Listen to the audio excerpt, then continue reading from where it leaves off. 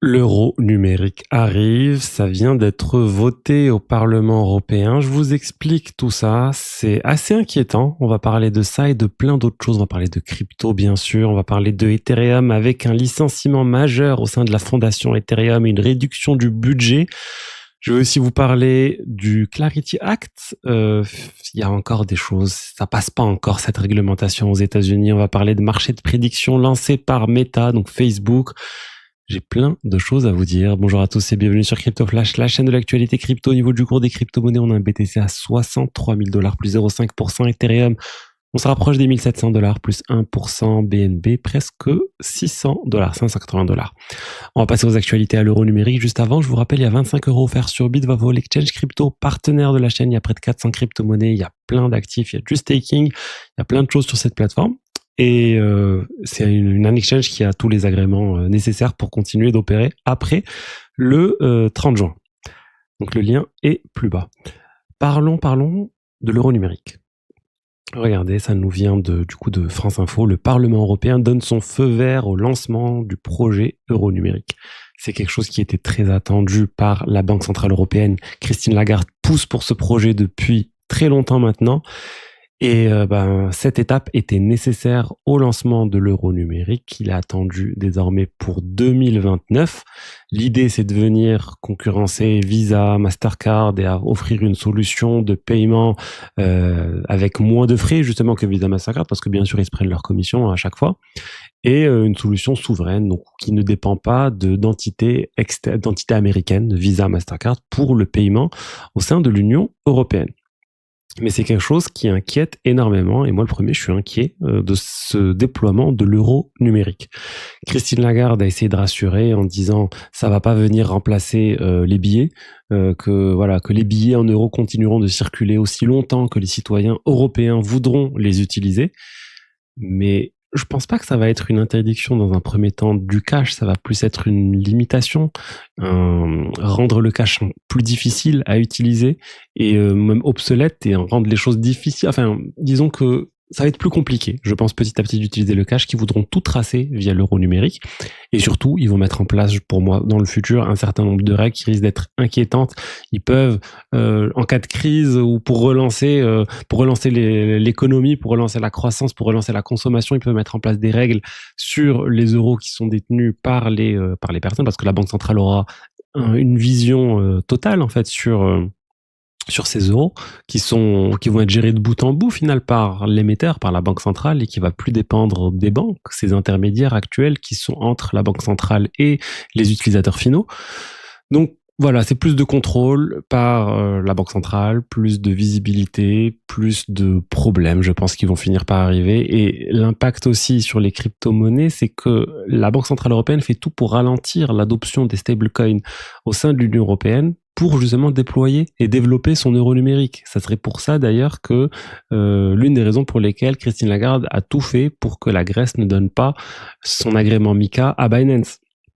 Donc on voit bien les tensions actuelles, il y a deux visions, il y a l'aspect stablecoin pour les paiements et l'aspect euro numérique, donc monnaie numérique de banque centrale. Les États-Unis sont plus allés vers les stablecoins, l'Union européenne est en train d'aller davantage vers l'euro numérique. Et voilà, c'est deux visions différentes et la vision de l'Europe, clairement, est en train de m'inquiéter. Donc voilà, je voulais vous faire part de ce point. Bien sûr, il reste encore un certain nombre d'étapes, mais là, c'est une étape majeure qui vient de passer. Et la cible, comme je vous l'ai dit, c'est d'ici 3 ans d'avoir cet euro numérique déployé, même si dans un premier temps, il y aura des limites à la quantité d'euros numériques qui pourra exister, etc. Ils essaient de rassurer le marché, mais pour moi, c'est pas la vision de quand ça va arriver. C'est une fois que ça va arriver, petit à petit, ils vont essayer, je pense, d'étendre ça de plus en plus. Je veux pas paraître complotiste, quoi. Je suis désolé, mais c'est vraiment un point qui m'inquiète, cet euro numérique. Ensuite, on va parler de la fondation Ethereum. Ils viennent d'annoncer un changement majeur. 20% de la fondation a été licenciée. C'est assez énorme, on parle de 54 personnes qui sont parties et ils ont réduit le budget de 40%. Donc c'est juste énorme. Ils veulent en fait essayer de tenir le plus longtemps possible pour développer Ethereum. Historiquement, ils dépensaient en moyenne 15% de tous leurs fonds annuellement. Et là, ils ont dit on passe plus à une cible de 5% à partir de 2030 de tous nos fonds déployés pour pour l'écosystème Ethereum, pour le développement, etc. Donc, une équipe plus réduite. Ils ont recommuniqué sur l'organisation de l'équipe, les gens qui travaillent sur le protocole, les gens qui travaillent sur la communauté, les gens qui travaillent sur les institutionnels. Il y a plein de groupes différents. Donc, un groupe plus réduit. Ce qui est drôle, c'est que juste hier, on a eu l'annonce de la deuxième entité, cette sorte de fondation BIS, Labs, qui va venir aussi développer Ethereum.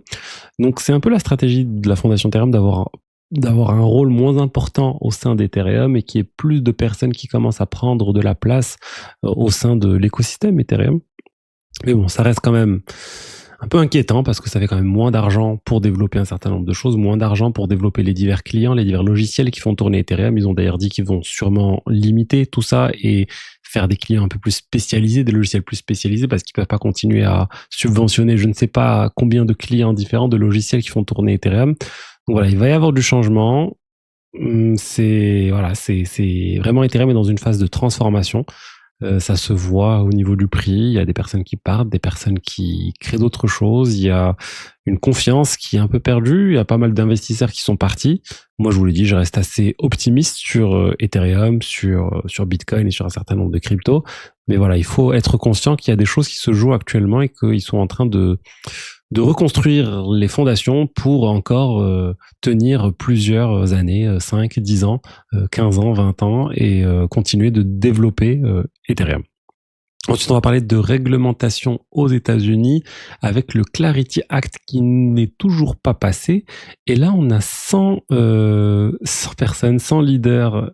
En fait, des responsables catholiques américains s'opposent au Clarity Act en raison des risques liés à la traite des êtres humains.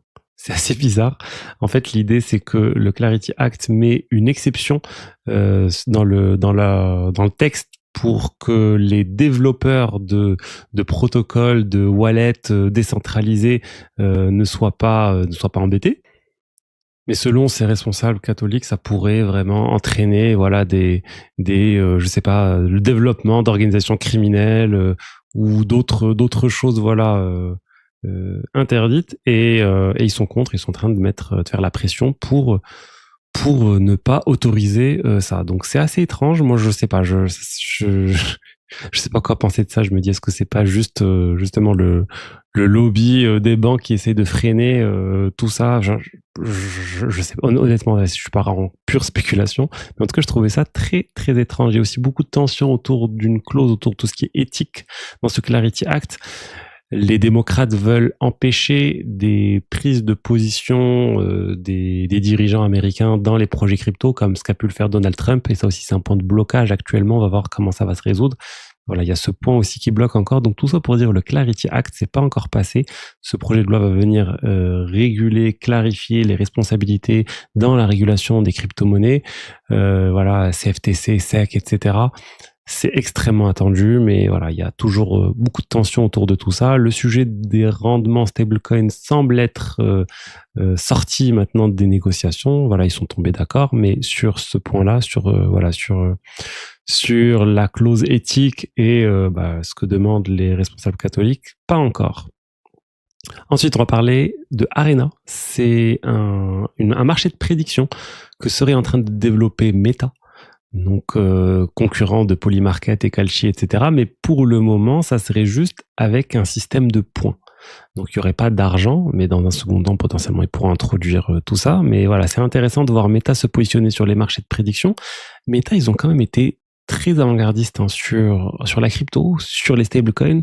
On rappelle, ils ont voulu lancer un stablecoin Diem ou Libra, je sais pas, ça a eu plusieurs noms, mais vraiment bien avant que l'USDT explose, etc. S'ils l'avaient lancé, je pense qu'ils auraient été parmi les leaders actuellement des stablecoins, peut-être devant l'USDC. Mais voilà, les politiques aux États-Unis leur ont interdit, leur ont mis des bâtons dans les roues, et finalement ça s'est pas lancé. Et c'est grâce à ça qu'on a pu avoir ensuite énormément de projets qui sont nés des fondations crypto qui ont été mis en place à Meta à l'époque, notamment Aptos et Sui. Voilà, vraiment, là ils sont un peu en retard sur les marchés de prédiction. Donc c'est pas la première fois aussi qu'ils tentent de faire ça. En 2020, ils avaient lancé un mini marché de prédiction aussi, mais ça n'avait pas trop marché. Et voilà, on va voir quand ça va sortir. Ensuite, il y a eu un piratage sur Cardano.